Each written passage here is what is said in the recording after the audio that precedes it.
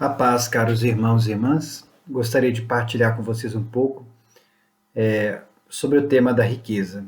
A riqueza como um dom, né, material, espiritual, a vida em si, uma riqueza ou não. Gostaria de partilhar com vocês alguns trechos, algumas palavras, alguns pensamentos sobre a riqueza. Primeiramente, coloco aqui a palavra de Jesus Cristo, onde ele fala lá em Mateus 5,3: Bem-aventurados que têm um coração de pobre, porque deles é o reino dos céus. Bem-aventurado significa felizes.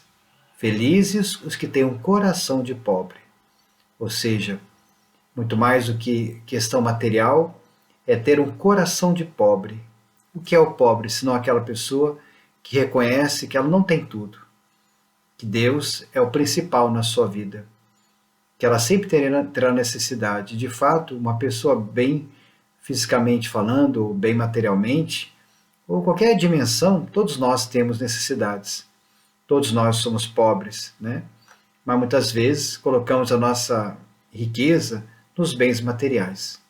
Portanto, Jesus fala: bem-aventurados os pobres em espírito, porque deles é o reino dos céus. Jesus fala também em Mateus 6,24: ninguém pode servir a dois senhores, porque ou odiará um e amará o outro, ou amará o outro, ou dedicar-se-á a um e desprezará o outro. Mateus 6,24. Então, não podemos servir a dois senhores. Ou seja, servir a Deus não significa servir ao dinheiro, né?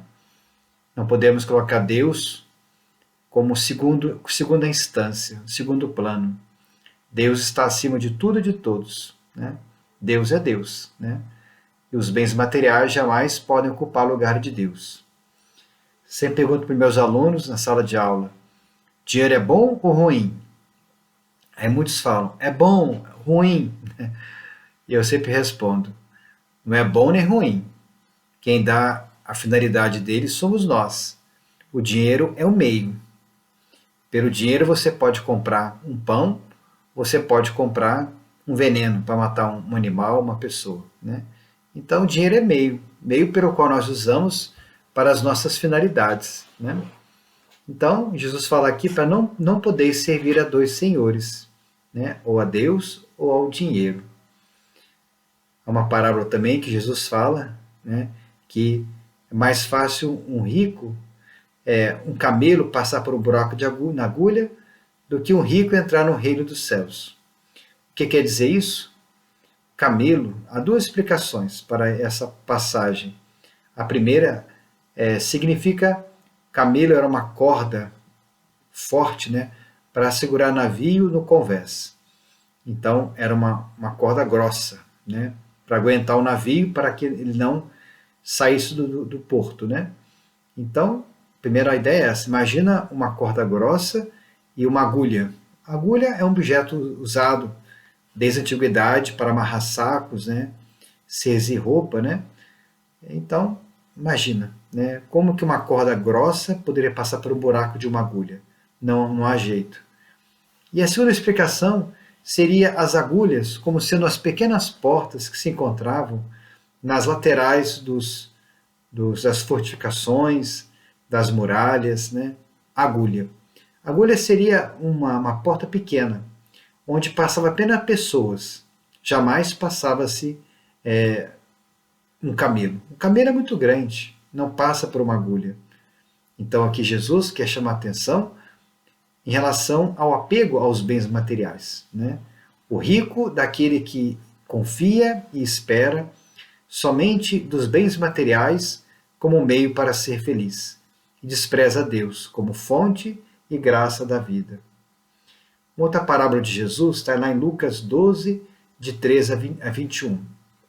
Aqui fala de um homem que tinha campos que produziram muitos frutos, né? E ele fala assim: o que farei, né? Não tem de recolher a minha colheita? Disse então: já sei o que fazer. Derrubaria os seus celeiros e construiria maiores. Neles recolherei toda a minha colheita e meus bens. E direi à minha alma: ó minha alma, tens muitos bens em depósito para muitíssimos anos.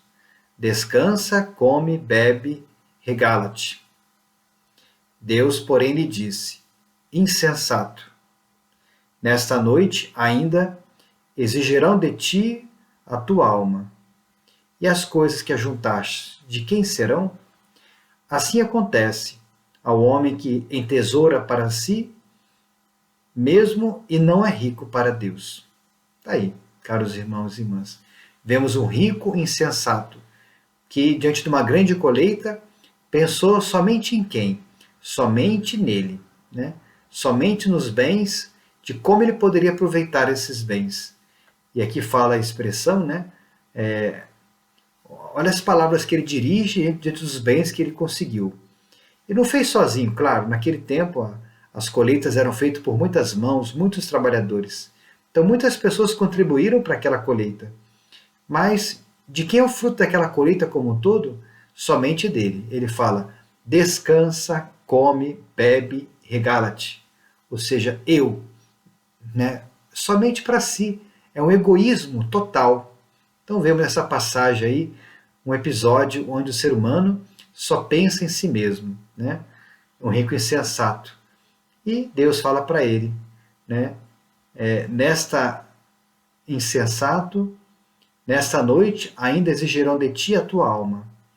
E as coisas que ajuntastes, de quem serão? Né? E aqui fala do homem que entesoura para si mesmo e não é rico para Deus. Ou seja, os bens materiais somente para si, mas não sabe ser rico para Deus. O que é ser rico para Deus? É aquele que partilha tanto os bens materiais como a riqueza da sua vida, sentido dos dons espirituais, para o bem do próximo. Né? Esse é o rico para Deus. Eu conheço na minha vida, conheci muitas pessoas ricas, que eram ricas tanto financeiramente, como ricas de coração, porque eram capazes de partilhar o que tinham. Né? E encontrei pobres na minha vida, que eram realmente mais ricos de coração, porque sabiam partilhar o pouco que têm. Como conheci muito na minha vida, muitos pobres, que eram pobres duplamente. Pobre financeiramente e pobre de coração, totalmente egoísta. Então a questão não é quanto a pessoa tem, mas se de fato ela consegue partilhar com os outros, né, o fruto do seu trabalho, das suas conquistas. Nenhum dinheiro conquistado dignamente, de forma lícita, torna-se um mal. Mas ao contrário, ela torna-se uma bênção para si e para os outros. Né? Também fala em Mateus 6, 19 e 21.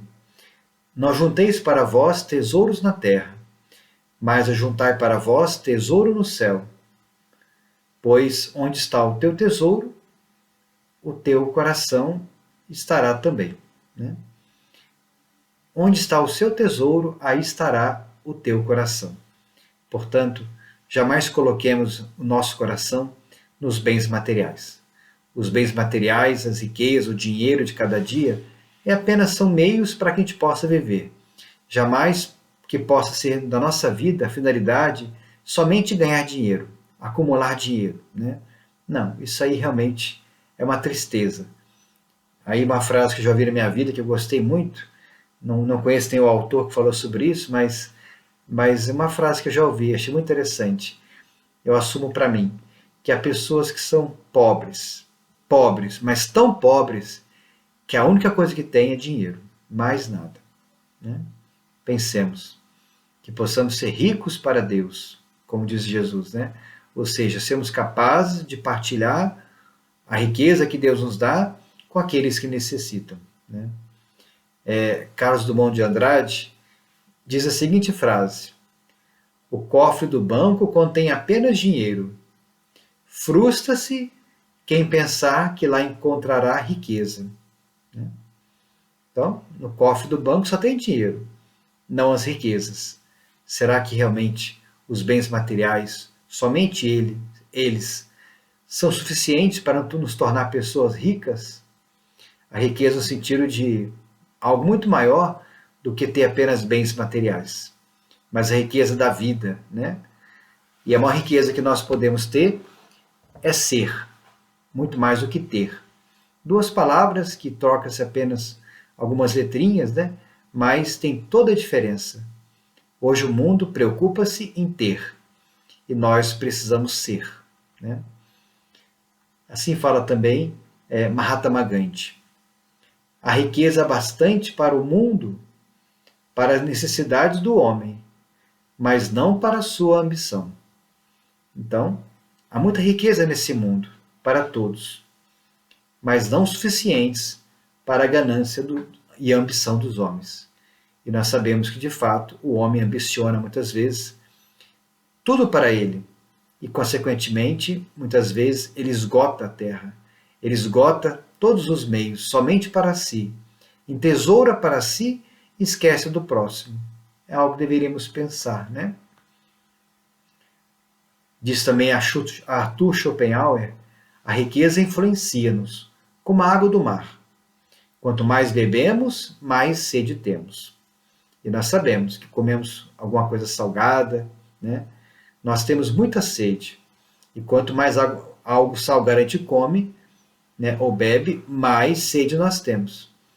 Assim ele fala então em relação à riqueza, aos bens materiais. Ele fala também sobre a fama. Assim também a fama. Quanto mais você tem, mais você quer.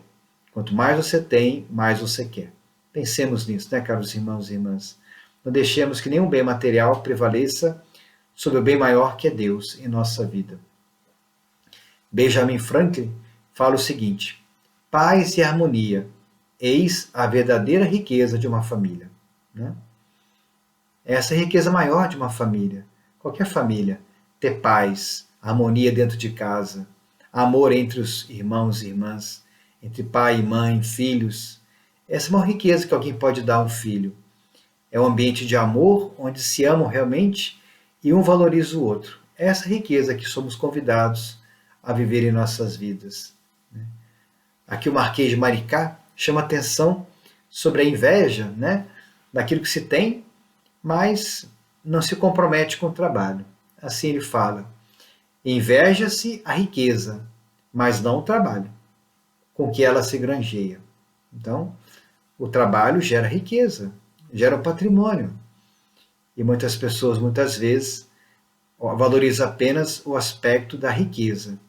Esquece o trabalho que levou à riqueza. Né?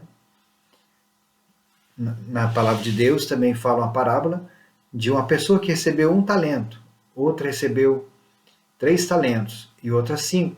Ou seja, cada um deles, né, melhor, 3 ou 5 multiplicou. Mas o que recebeu 1 talento apenas, enterrou. Né? Me confundo agora se foi 2 ou 3 talentos, né? Mas eu me confundo. De qualquer forma, cada um recebeu talentos. E os que mais receberam, mais multiplicaram também. E ao contrário, o que menos recebeu, o que recebeu um só, ele literalmente enterrou. Isso quer dizer que o nosso trabalho, a nossa vida, né, que possa ser um canal de bênçãos em nossas vidas. A nossa força de trabalho, a nossa inteligência, nossos dons, sejam para conquistar os bens materiais. Né? É uma riqueza para nós. Epicuro fala o seguinte: aquele que melhor goza da riqueza é aquele que menos necessidade dela tem. O que melhor goza da riqueza é o que menos necessidade dela tem.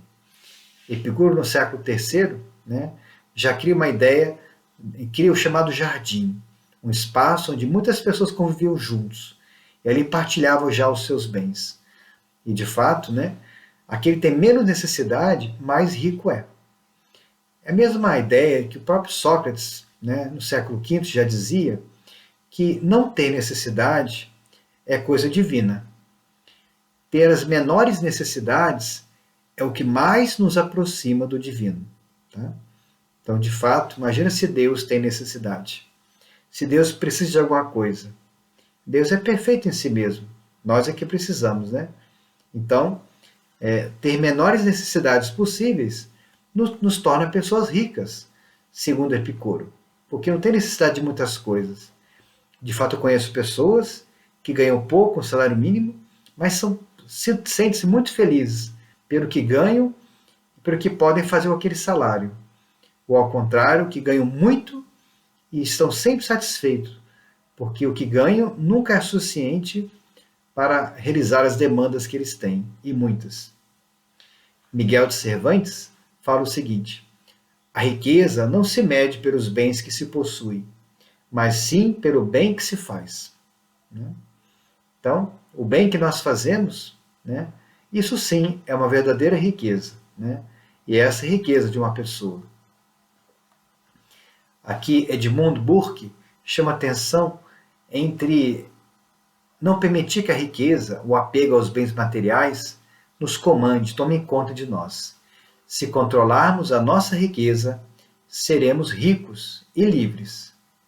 Se a nossa riqueza nos controlar, seremos, na verdade, pobres. Então não permita que nenhum bem material controle a sua vida. Deus está muito além de qualquer bem material. Horácio diz o seguinte: a riqueza pode servir ou governar o seu possuidor. Os bens materiais, a riqueza pode servir, serve para fazer o bem, para ajudar minha família, para me alimentar e ajudar as pessoas, ou governar a minha vida. Ou seja, quem governa a minha vida são os bens materiais. Isso é o apego ao material. Kim Hubbard, ele diz o seguinte: é difícil dizer o que traz a felicidade. A pobreza e a riqueza, por exemplo, já fracassaram. Então aqui ele coloca um elemento bem materialista, que realmente riqueza e pobreza não garantem felicidade, não garantem mesmo. Há pessoas pobres que são felizes ou infelizes. Há pessoas ricas que são felizes ou infelizes. A questão não é quanto a pessoa tem de bens materiais, mas se ela encontra um sentido para a sua existência. Benjamin Franklin fala o seguinte: a preguiça anda tão devagar que a pobreza facilmente a alcança. Sabemos que a preguiça muitas vezes pode fazer com que a pobreza também nos alcance. Se não trabalhamos, não corremos atrás dos nossos objetivos, podemos sim ser alcançados pela pobreza material. Voltaire fala o seguinte: todas as grandezas do mundo não valem um bom amigo. Qual a maior riqueza que podemos ter em nossas vidas, senão as nossas amizades, aqueles que Deus nos concedeu para conviver conosco, para partilhar o dom de nossas vidas. Essa é a nossa maior riqueza, a pessoa do próximo. Diz a palavra de Deus que quem encontrou amigo, encontrou um tesouro. Já Saint-Exupéry fala que, na verdade, nós somos ricos de nossas misérias. Sem dúvida, caros irmãos e irmãs? Todos nós sabemos que temos muitas misérias, e é essa miséria que muitas vezes nos faz ter humildade de reconhecer que nós não temos tudo e que precisamos do outro constantemente, tanto dos bens materiais, como também das pessoas do próximo. Aqui Horácio fala: não é pobre aquele que se contenta com o que se possui. Não é pobre aquele que se contenta com o que possui.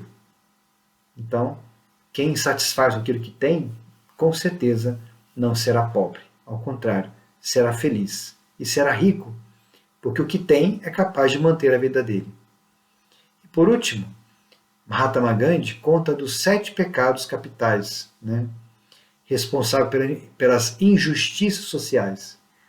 E uma delas, a primeira, ele fala o seguinte, que é a riqueza sem trabalho. Riqueza sem trabalho. E todos nós sabemos que muitas vezes ser rico,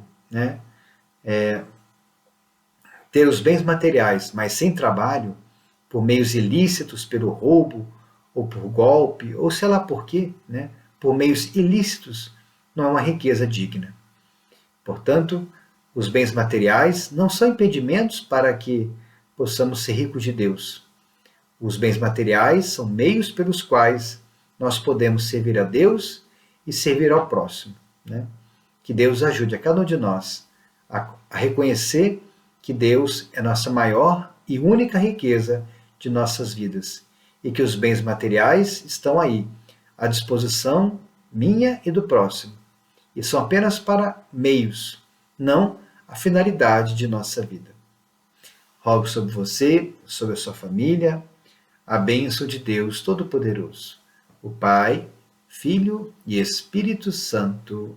Amém. Abraço, caro irmão, cara irmã, Padre Marcelo Facchina.